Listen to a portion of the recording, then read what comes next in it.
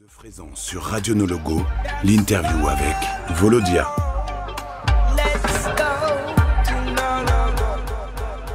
Ça y est, on est de retour en direct sur la radio No Logo avec les interviews artistes. Volodia, tu nous as rejoint, merci d'être venu. Avec plaisir, merci de m'accueillir. Tu sors de scène.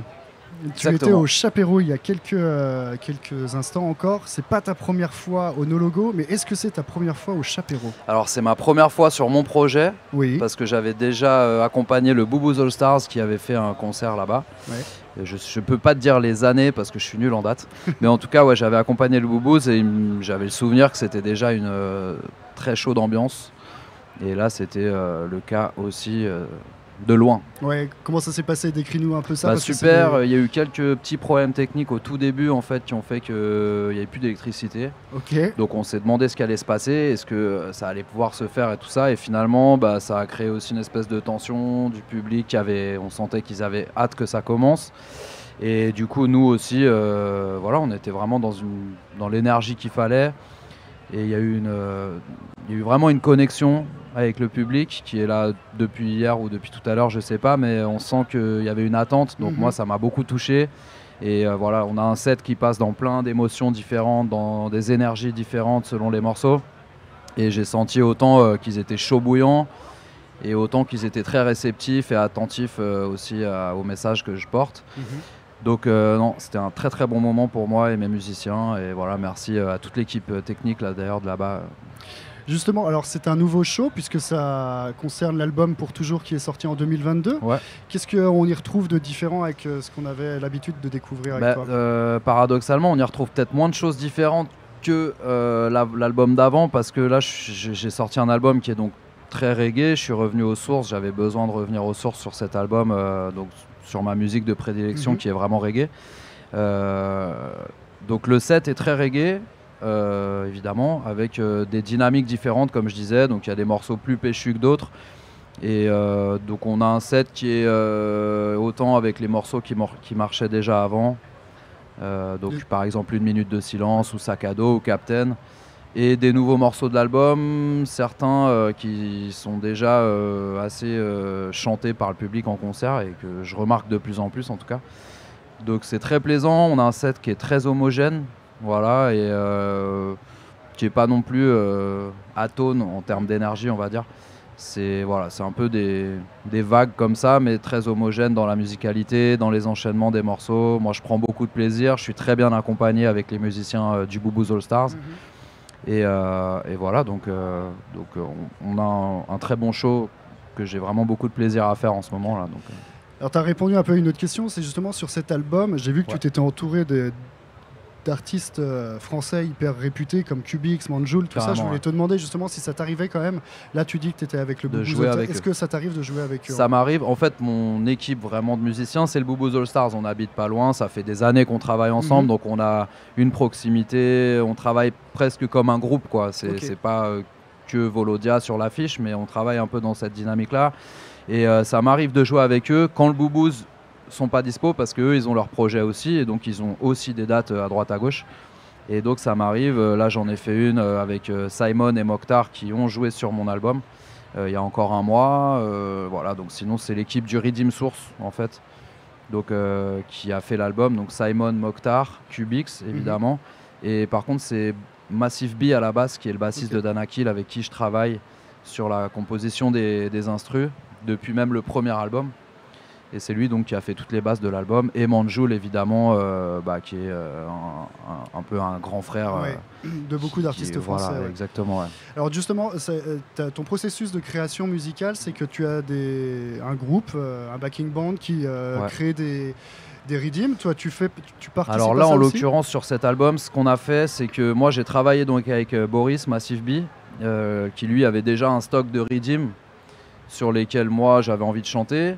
Et à l'inverse, j'avais moi des guitares-voix sur lesquelles il a composé les redeems. Donc il y a eu toute une phase de pré-production, de maquette, où en fait on avait déjà plus ou moins tout l'album. Et ensuite on a appelé donc les musiciens qu'on connaît d'ailleurs d'autres, qu'on croise souvent sur scène et tout ça. Et donc on a fait, on va dire les pré-prod étaient déjà là et eux ils ont reproduit ça en apportant leur touch. leur jeu et leur musicalité, notamment Cubix qui a apporté beaucoup dans les arrangements de guitare et qui était qui était vraiment force de proposition sur l'album, autant que les autres, mais vraiment Cubix, il y a une proximité, c'est celui que je connais depuis le plus longtemps, on avait déjà fait pas mal de choses. Et donc du coup je l'ai mis aussi à l'honneur sur l'album parce que je l'ai mis en featuring, chose qu'on fait pas forcément avec des musiciens. Mais Cubix il a son projet aussi en solo, donc je trouvais ça légitime. Il s'appelle Guitare Chante. Exactement, Guitare Chante. Et il a apporté beaucoup à l'album aussi, donc pour moi c'était normal de faire cet échange aussi. Et voilà, donc en fait pré-production où on a travaillé en binôme. Ensuite, production de l'album au Baco Studio avec les musiciens. Ça a pris à peu près, on va dire, en comptant les arrangements, tout, les voix, les chœurs, les percus avec Manjoul. Ça a pris 10-15 jours, sachant que les pré-prod ont duré à peu près 6 mois. Quoi. Donc 10-15 jours d'enregistrement, d'exécution des morceaux. Et puis après, une grosse phase de mix avec Bobby, l'ingé de Baco, d'Anakil, avec qui je travaille depuis le début aussi. Donc voilà. Et donc du coup sur cet album Pour Toujours, les thèmes qui te touchent justement, qui te tient à cœur de développer Et ben en fait en termes d'écriture, j'entends. Ouais, en termes d'écriture, en fait je voulais vraiment un album qui soit assez universel dans les thèmes que moi j'ai envie de porter. Déjà parce que musicalement, comme je te disais, il y avait un retour aux sources reggae et que pour moi ça reste une musique qui porte ces messages-là et qui est la musique qui est la plus propice à porter ces messages-là d'une certaine manière. Donc pour moi c'était important de revenir à ça, sur les thèmes qui me sont importants. Je peux être beaucoup dans l'introspection aussi sur certains morceaux. Et là je voulais vraiment qu'il y ait autant de l'intérieur que de l'extérieur, on va dire, que ce soit moi qui pose un peu mon regard sur moi-même et sur ma manière de penser et de visualiser ce que je peux vivre pour le transformer en autre chose et que le public et les auditeurs puissent se l'approprier derrière. Donc Pour Toujours, déjà le titre en fait c'est aussi pour signifier que quand on fait ce que je fais ou quand on est artiste ou que voilà qu'on met vraiment toute notre énergie dans nos projets, on a envie que ça dure pour toujours et de graver quelque chose dans le temps. Et il y avait cette volonté-là aussi musicalement. Justement, c'est pour ça qu'on a travaillé avec les mêmes musiciens du premier au dernier morceau. On a voulu vraiment j'ai voulu vraiment faire un album homogène dans le son qui aurait pu sortir il y a 10 ans, mais qui pourrait sûrement sortir dans 10 ans, sans trop de fioritures, de mix qui partent dans tous les sens et tout. Donc voilà, et donc la pochette c'est moi enfant, et parce que je voulais rendre hommage aussi à l'enfant que j'étais et qui a été touché par la musique jeune, et donc pour lui dire regarde, grâce à toi j'en suis là aussi. Donc Pour Toujours c'est ça, et puis voilà, puis tout ce qu'on vit c'est ce que je dis dans la chanson quoi. Il y a des instants qui restent pour toujours. Je peux franchement dire que ce que j'ai vécu là sous le chapiteau c'est un moment que je pense garder pour toujours. Et voilà, il y a des morceaux forts comme Toute mon âme aussi, qui marche bien, mais qui est pour moi le morceau de l'album. En tout cas, je pense celui que je préfère chanter, celui où quand je l'ai écrit, c'est sorti tout seul. Il y a eu vraiment un truc avec ce morceau, du moment où il a été créé jusqu'à aujourd'hui. Et voilà, donc Toute mon âme, c'est le fait de mettre toute mon âme, toute mon énergie, tout mon cœur dans ce que je fais, quels que soient les projets d'ailleurs, dans la musique, mais dans plein d'autres domaines, pour moi ou pour les gens qui m'écoutent. Il y a beaucoup cet aspect énergie en fait, vraiment tout donner. Voilà, il y a Mélanine aussi, qui est un gros morceau que j'ai fait avec Taïro. Avec Taïro, ouais, je voulais revenir justement là-dessus. Voilà. Mélanine en fait, à la toute base, il y avait un side project avant mon album, une espèce de compile avec plein d'artistes et tout, et j'étais un peu chargé d'écrire et de faire des mélodies pour d'autres artistes sur ce projet qui n'a pas vu le jour. Et donc il y avait ce morceau que j'avais écrit pour Taïro en fait, et que moi j'aimais beaucoup, et le projet s'est finalement pas fait, et donc je me suis dit que j'allais le garder, et je me suis dit pourquoi pas lui proposer en fait. Et lui il a kiffé le morceau, il y a eu une vraie connexion artistique, je suis allé chez lui, on a fait le morceau, on l'a écrit ensemble et tout, et finalement il s'est retrouvé et sur son album et sur le mien, donc du coup ça fait une double vie, chose qu'on voit pas forcément, mais il a été très ouvert. Et on a eu une vraie connexion humaine mais artistique aussi avec Taïro, et voilà, donc il y a pas mal de feats aussi sur cet album.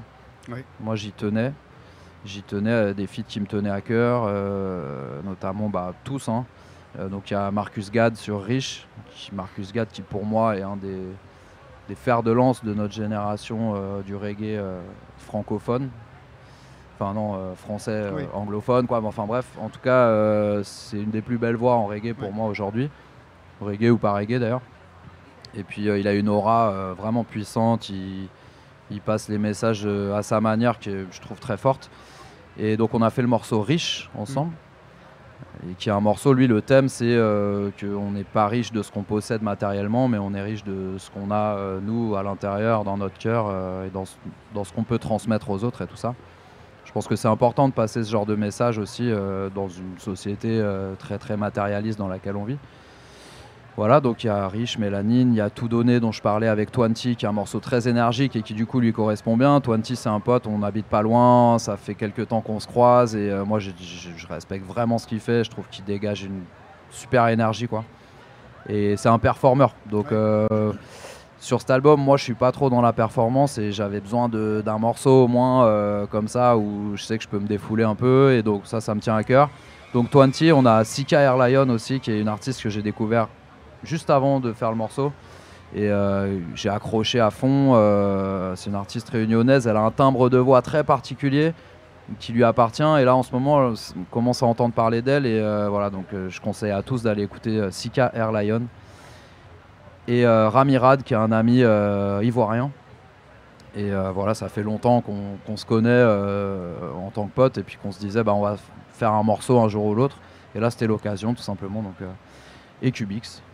Donc ça fait déjà 6 feats, j'ai dit 5 mais non c'est 6 feats sur 15 morceaux.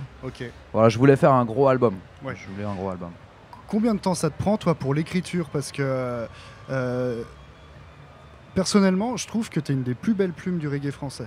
En termes d'écriture réellement. En fait quand tu me parlais de Taïro, exactement, mais merci. Taïro, pour moi, vous êtes très comparables en fait, dans le sens où tu sais, des fois il peut arriver qu'un artiste dans un lyrics, sans le connaître, tu vas deviner en fait un petit peu quelle sera la chute de sa phrase. Et en fait, vous avez la particularité justement de toujours un peu surprendre. Tu vois, on pourrait se dire tiens, il va nous emmener là. Et puis non, pas du tout en fait. Et du coup, ça donne à réfléchir, évidemment. Mais je me demandais, est-ce que tu as un cursus littéraire particulier pour Pas du tout. Pas du tout. Alors pas du tout au niveau scolaire. Après, mais je viens d'une famille qui est très axée sur la culture. Mon père était comédien, metteur en scène, ma mère écrivaine, donc forcément j'étais axé là-dessus. Par contre moi au niveau scolaire pas du tout, j'ai fait lycée général ES, j'ai pas eu le bac et après j'ai fait du son, tu vois. Donc j'étais très borné, mais par contre j'ai toujours eu cette ouverture familiale forte.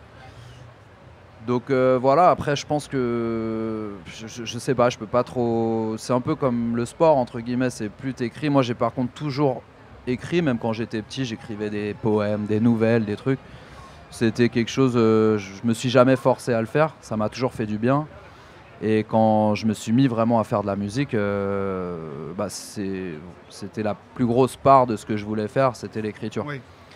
Et en fait, écrire des chansons aussi, ça cadre, parce qu'il faut faire des rimes et tout ça. Donc du coup, moi, j'ai pas forcément une écriture qui peut être, je sais pas à terme, mais qui peut être vraiment dans le roman ou dans la fiction et tout. Mais par contre, le fait d'avoir un cadre, ça me permet moi d'établir des méthodologies, on va dire. Et après, comme on dit, avec le temps, j'ai l'impression aussi que, en fait, on écrit plus ou moins toujours le même livre, quoi. Et je ressens moi ça au fur et à mesure des albums que je fais, que finalement, je tourne très souvent autour des mêmes thèmes, mais abordés avec un autre angle de vue, une autre perspective, parce que j'ai changé de point de vue peut-être, ou en tout cas de manière de faire.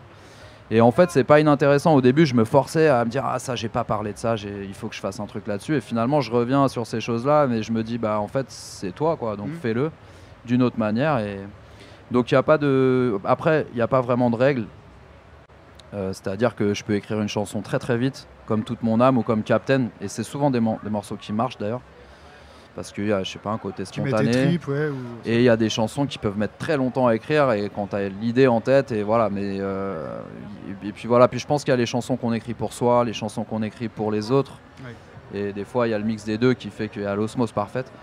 Mais voilà, il n'y a pas vraiment de méthode. Après, techniquement, j'ai des petites méthodes. Je donne des ateliers aussi à des enfants ou même à des personnes âgées et tout. Et donc, du coup, j'ai essayé d'établir des petites méthodologies, mais un peu par moi-même, quoi. Donc, voilà. Très bien. Et je voulais te demander, justement, Est-ce que demain tu vas retourner avec Fat Babs aussi Exactement, ouais. On va Fat Babs et les Redeem Riders, donc avec Chico, Davoja et Vanzo. Ouais. Très bien, alors tu peux peut-être nous teaser qu'est-ce qu'on va retrouver. Je peux juste vous dire que ça va être chaud patate, et que alors ça se passe sous le chapiteau de 2h à 5h. Du matin ? Du matin, ouais. Donc c'est pour tous ceux qui seront encore chauds, mais je pense que les gens seront chauds. Et en fait, Fat Babs, c'est un ami depuis longtemps. On fait du son depuis longtemps ensemble. Et du coup, on avait fait ça au Sunska déjà l'année dernière. Et voilà, quand lui, il a son projet, donc des fois c'est juste mix et tout. Et puis des fois, il nous appelle sur un projet où on lui demande de venir avec des chanteurs. Et il nous appelle souvent, donc ça fait super plaisir. Sachant que moi, j'ai pas mal de morceaux avec lui et puis tous les artistes concernés. Et puis là, ça va faire du bien. Autant là, j'étais sur mon set vraiment roots, reggae. Là, ça va être plus sauvage, 2h du mat. Donc on va se faire plaisir sur une sélection de Redeem un peu plus diverse, quoi, on va dire. Ok. Et j'ai vu quelques jours là, sur les réseaux sociaux que tu as aussi une deuxième passion, c'est la vidéo. Ouais. Comment t'es venu à ça, du coup ? C'est le fait. Alors, ça fait longtemps. En fait, je pense qu'on est aujourd'hui amené en tant qu'artiste à être confronté, c'est un peu péjoratif, mais en tout cas à travailler avec la vidéo. Donc moi, depuis que je suis artiste depuis quelques temps maintenant, avec Face Cachée, on a toujours fait des clips, même par nous-mêmes. Donc j'ai eu cette approche-là et toujours en mode homemade, quoi. Et ça m'a toujours branché. Moi, j'ai mon beau-père en fait qui est documentariste et donc j'ai fait pas mal de trucs avec lui à la perche déjà parce que je suis ingé son à la base. Et du coup, déjà le côté technique, moi je suis un peu un geek aussi, donc le côté technique ça m'a toujours branché. Et en fait, ça se rapproche pas mal de. Enfin, ça reste quelque chose d'artistique pour moi. Et en fait, catcher, que ce soit un photographe, une vidéo, mais écrire une chanson, c'est plus ou moins, j'ai l'impression un peu de faire ça déjà, quoi. C'est-à-dire que je vais prendre un moment et je vais essayer de le raconter à ma manière, avec mon regard. Finalement, la vidéo, c'est un peu ça. Oui. C'est même totalement ça, même plus que la musique, mais c'est des choses qui se rapprochent. Et donc, j'en ai toujours fait.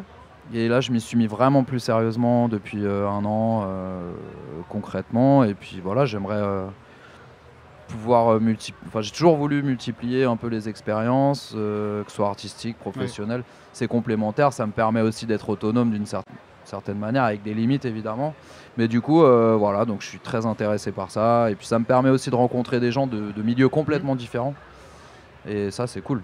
Et du coup avec ta facilité d'écriture, en tout cas ton plaisir d'écrire, la vidéo, tout ça, pourrait t'amener peut-être à faire du court-métrage, des choses comme ça. Je le retranscris là-dedans, pas tant sur de la fiction comme je te disais, mais sur du docu, où là je commence à écrire des dossiers pour faire des documentaires. Le but en fait vraiment à long terme, ce serait ça. Donc pour le moment, je suis vraiment en phase d'apprentissage et je veux pas mettre la charrue avant les bœufs en me disant je vais faire un... Donc j'écris, j'ai fait des clips aussi pour des potes et tout ça, et en fait y a une grosse part de préparation et que j'aime bien. Écrire des dossiers, ça me fait, des dossiers, des histoires, comment moi le morceau je le perçois. Après on voit ensemble avec l'artiste, mais en tout cas c'est hyper intéressant. Et voilà. Très bien. Je te propose de passer à la deuxième partie de l'interview, si t'es chaud. C'est la roue des Redeem qu'on a baptisé cette année. La Redeem Roulette. Tous ces grands classiques, normalement. Alors il y a du plus récent aussi. Il y a du plus récent, ouais, je vois. Ça a été changé par rapport à ton dernier passage. Il y en a que je connais pas. Et puis sinon, il y a quand même du classique. Et let's go. C'est moi qui fais tourner. C'est toi qui fais tourner, ouais.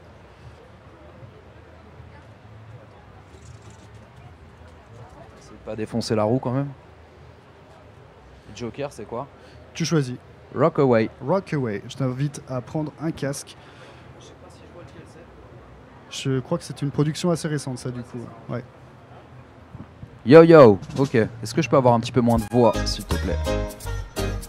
Et un tout petit peu plus de Redeem. Ouais, parfait. Yeah, yeah, yeah, yeah. Oh. Et j'y mets toute mon âme. Je me relève quand j'échoue et j'y mets toute mon âme, tout mon cœur et mon amour. Et j'ai tout ce qu'il me faut dans mon sac à dos. J'ai de quoi tenir jusqu'à demain sans en avoir de trop.